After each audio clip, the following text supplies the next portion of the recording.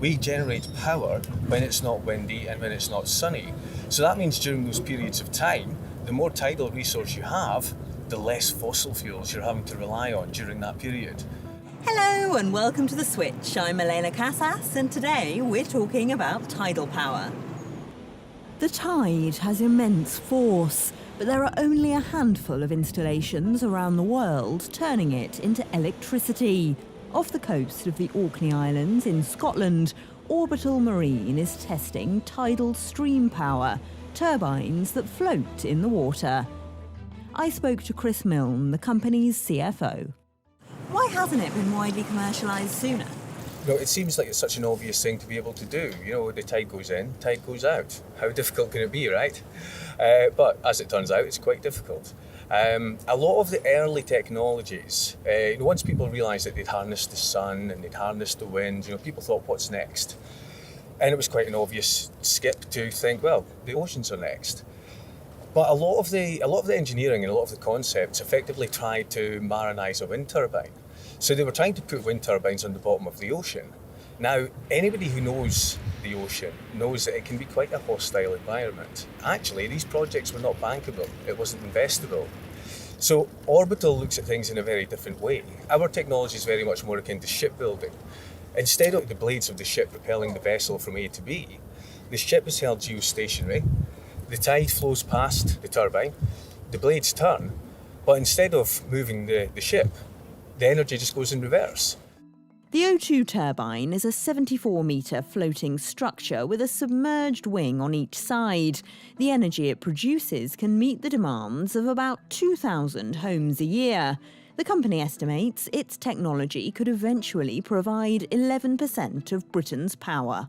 The International Energy Agency estimates that there's 100 gigawatts of extractable tidal resource around the world. So, we hold our hands up. That's not as big a market as wind. It's not as big a market as solar.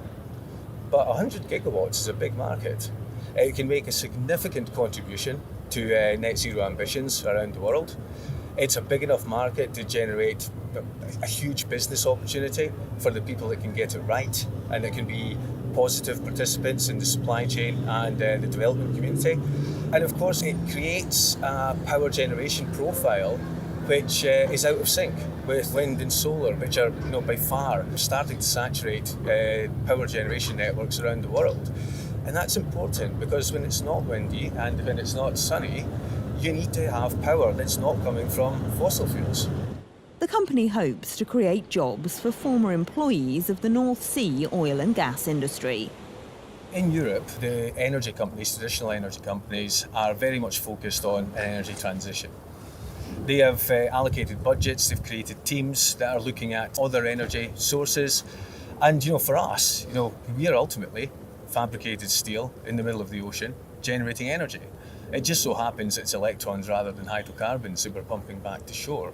So there's a lot of analogous features from our technology that the oil and gas industry can actually recognise and are already comfortable and familiar with. The spike in energy prices since the start of the war in Ukraine has made the transition to green energy look more urgent than ever, but it's also made new oil and gas projects much more attractive to investors. We are now having to compete a lot harder in the merit order.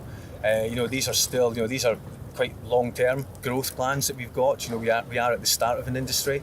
And if you're competing against a project that could be built in the next 5 years and start generating significant sums of money, when it gets to investment committee decisions, how serious companies are about the energy transition comes into play.